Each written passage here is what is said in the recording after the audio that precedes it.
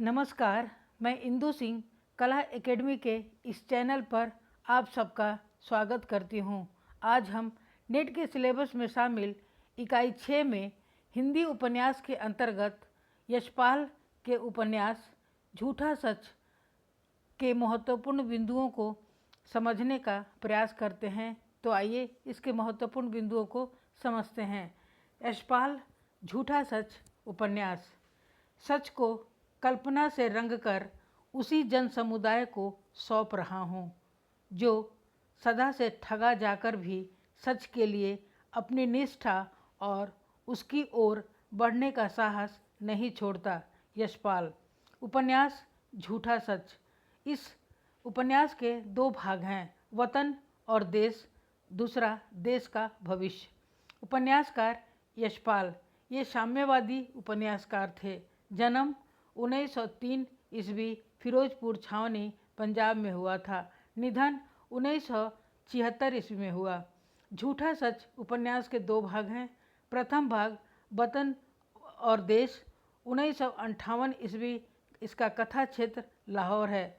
दूसरा देश का भविष्य 1960 ईस्वी, इसका कथा क्षेत्र जालंधर और दिल्ली है। उपन्यास का प्रथम भाग वतन और देश 1958 ईस्वी। इस उपन्यास में लाहौर के भोला पांछे की गली में रहने वाले परिवारों के मध्य सांप्रदायिक उन्माद और शरणार्थियों के समस्याओं का चित्रण है। उपन्यास की कथा का आरंभ राम जवाया और राम लुभाया की मां के देहांत के फलस्वरूप उपन्यासकार के इस वाक्य के साथ शुरू होता है। सास के अंतिम समय दोनों बहुएं उपस्थित थीं। इस उपन्यास की कथा का अंत कौशल्या देवी के ड्राइवर के इस कथन के साथ होता है, रब ने जिन्हें एक बनाया था, रब के बंदों ने अपने वहम और जुल्म से उन्हें 2 कर दिया। उपन्यास का कथानक 15 अगस्त 1947 ईस्वी से 6 मास पूर्व लाहौर की परिस्थिति पर आधारित है।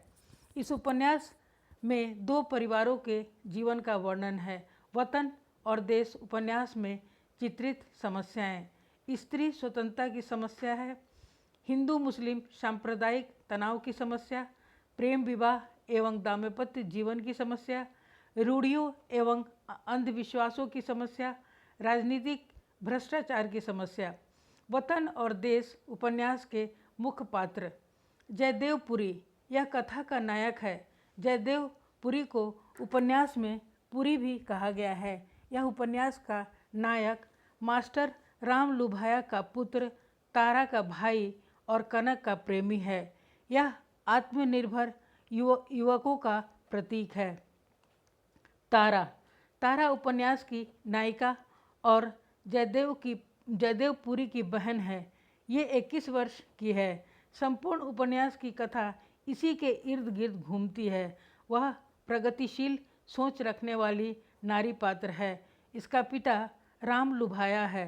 तारा नवीन नारी चेतना का प्रतीक है। कनक 21 वर्ष की है। यह गिरधारी लाल की पुत्री एवं पुरी की प्रेमिका है। जयदेव पुरी से प्रेम विवाह करती है, बाद में तलाक हो जाता है। ये जाया की माता है, स्त्री चेतना की प्रतीक है। कनक मध्यवर्गीय परिवारों और अपने अधिकारों के प्रति सजग रहने वाली युवतियों का प्रतीक है। अशद यह स्टूडेंट फेडरेशन से जुड़ा गुरदासपुर का रहने वाला और तारा का प्रेमी है। यह साम्यवादी चेतना का प्रतीक है। डॉक्टर प्राणनाथ ये अर्थशास्त्र का प्रोफेसर, गवर्नर का इकोनॉमिक एडवाइज़र है। ये साम्यवाद एवं आधुनिक मानव का प्रतीक है। शीलो 16.5 वर्ष की है। राम जवाया की पुत्री, मोहन की पत्नी, अपने प्रेमी रतन का बच्चा पैदा करती है। विवाह के उपरांत भी रतन से संबंध रखती है। शीलो आधुनिक एवं पाश्चात्य संस्कृति का समन्वित रूप आधुनिक युवती का प्रतीक है। विश्वनाथ सूद कांग्रेसी नेता, 1931 ईस्वी से 1934 ईस्वी तक कांग्रेस के आंदोलन का नेतृत्व करता है। महेंद्र नैयर यह गिरधारी लाल का दामाद है। पेशे से वकील, कांता का पति, कनक का जीजा। यह जयदेवपुरी का विरोधी और चतुर पात्र है।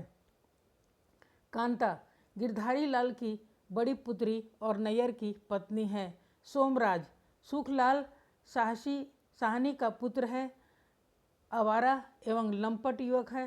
तारा का विवाह इसी के साथ होता है। राम जवाया वृद्ध का बड़ा पुत्र, राम लुभाया का भाई रेलवे पार्सल दफ्तर में 26 वर्षों से नौकर और सिलो का पिता है। टीकाराम दीनचंद बजाज का पिता है। जीवा का ससुर पूरणदेई विधवा को असहाय समझकर उसका चरित्र हनन करने वाला।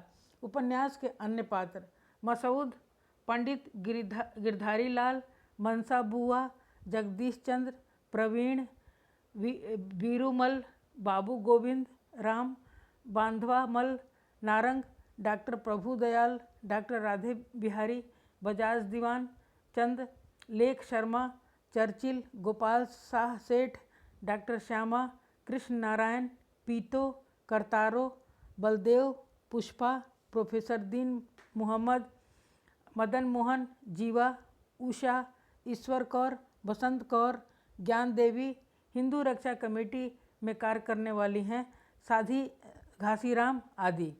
झूठा सच उपन्यास के संदर्भ में आलोचकों के महत्वपूर्ण कथन। जनार्दन दास के शब्दों में, झूठा सच यशपाल जी के जीवन की सर्वोत्तम उपलब्धि है, जिसकी गणना विश्व के 10 उपन्यासों में की जाती है। इसमें विभाजन और उसके बाद की दुखद घटनाओं का मार्मिक चित्रण किया गया है। चंद्रगुप्त विद्यालंकार के शब्दों में, झूठा सच यशपाल का सर्वश्रेष्ठ उपन्यास है। यह स्वाधीन भारत की एक अत्यंत प्राणवान रचना है। रामदास मिश्र के शब्दों में, झूठा सच उपन्यास सामाजिक जीवन के संश्लिष्ट यथार्थ को बहुत गहराई से उभारता है। विश्वंभर मानव के शब्दों में, झूठा सच का मुख्य विषय है जीवन का प्रेम। विश्वंभर मानव के शब्दों में, झूठा सच का लक्ष्य व्यक्ति की खोई हुई आस्था को फिर से लौटा कर देना है। रामविलास शर्मा के शब्दों में, झूठा सच हमारे सामाजिक जीवन का यथार्थ चित्र उपस्थित करता है। नेमीचंद जैन के शब्दों में, झूठा सच एक भयंकर विस्फोट के फलस्वरूप एक छोटी सी गली से बढ़कर महानगर बन जाने की तीखी यातना भरी यात्रा की कथा है। डॉक्टर रमेश कुंतलमेघ के शब्दों में, झूठा सच में झूठ हैं, घटनाएं हैं, इसकी सच है ऐतिहासिक अनुभव और निश्चयवाद, सामाजिक चेतना की प्रगति, विचार तथा मानवीय प्रेम और सत्य। झूठा सच उपन्यास का दूसरा भाग है देश का भविष्य। 1960 ईस्वी। कथा का क्षेत्र है दिल्ली, लखनऊ, नैनीताल, जालंधर है। देश के विभाजन के बाद देश की राजनीति, सामाजिक एवं आर्थिक स्थिति का चित्रण है। स्वतंत्रता के बाद इसमें कांग्रेसी नेताओं में सत्ता की होड़, अवसरवादिता, भ्रष्टाचार का चित्रण है। दूसरे भाग में 15 अगस्त 1947 के बाद की स्थिति का वर्णन है। देश के भविष्य के मुख्य पात्र हैं चंदन मेहरा, होटल में रोटी बनाने वाला, पुरी के शरणार्थी शिविर में मिले आटा दाल को लेकर 2 रोटियां और दाल सब्जी देकर अपने यहाँ बर्तन मांजने के लिए रख लेता है। इशाक मोहम्मद, यह कमाल प्रेस का मालिक, शांतिप्रिय व्यवसायी है।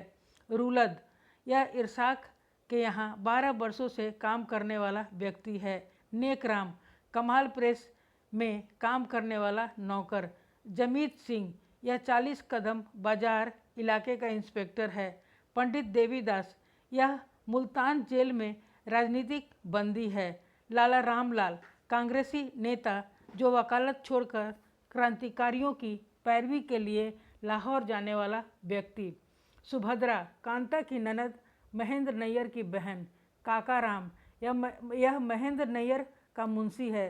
बिजग, गोरखा, यह दरबान का काम करता है। पंडित गिरधारी लाल ने इसका नाम बजरंग रख दिया था। मौलवी कासिम मोहम्मद, मुस्लिम लीग और पाकिस्तान के पैरोकार पक्ष लेने वाला। उपन्यास के अन्य पात्र Gandhi ji, Momin, Satyaprakash, Asir, Sevaram Charakh, Nilambar Joshi, PC Joshi, Mister Sinha, Mrs Baluja, Nattha Singh, Devchitti, Bisni, Satto, Sukhdev आदि। झूठा सच उपन्यास के नारे और गीत। दुर्रानी गली में पंडित गिरधारी लाल के मकान को लेकर उनके समर्थन में भीड़ द्वारा नारे लगाए गए। कांग्रेस सरकार मुर्दाबाद, गांधी मुर्दाबाद, नेहरू मुर्दाबाद। रिलीफ कैंप में नेहरू का भाषण समाप्त होने के बाद प्रसाद जी द्वारा लगाया गया नारा था, जय हिंद, पंडित नेहरू जिंदाबाद। मिसेस अग्रवाल तारा एवं मिसेस जीवन सिंह को लेकर जब बिरला भवन जा रही थी तब जुलूस के लोग ये नारे लगा रहे थे, गांधी मुर्दाबाद, गांधी को मर जाने दो, गांधी गद्दार है। तारा का स्वागत। एरी आली पिया बिन मोहे कल न परत रेडियो का गीत सुनकर तारा का स्वागत करते हैं। झूठा सच उपन्यास के संदर्भ में आलोचकों के महत्वपूर्ण कथन। चंद्रगुप्त विद्यालंकार के अनुसार झूठा सच यशपाल का सर्वश्रेष्ठ उपन्यास है। यह स्वाधीन भारत की एक अत्यंत प्राणवान रचना है। नेमीचंद जैन के अनुसार झूठा सच एक भयंकर विस्फोट के फलस्वरूप एक छोटी सी गली से बढ़कर महानगर बन जाने की तीखी यातना भरी यात्रा की कथा है। रामविलास शर्मा के शब्दों में झूठा सच हमारे सामाजिक जीवन का यथार्थ चित्र उपस्थित करता है। विश्वंभर मानव के अनुसार झूठा सच उपन्यास का लक्ष्य व्यक्ति की खोई हुई आस्था को फिर से लौटा देना है। उपन्यास की अंतिम पंक्ति में जनता की शक्ति को सर्वोपरि ठहराया गया है। देश का भविष्य नेताओं और मंत्रियों की मुट्ठी में नहीं है, देश की जनता के ही हाथ में है। जय हिंद। आपने इसे सुना और देखा, इसके लिए मैं आप सबका धन्यवाद करती हूँ। अगले वीडियो में मैं और दूसरी उपन्यास के महत्वपूर्ण जानकारियों को लेकर आएंगे। धन्यवाद।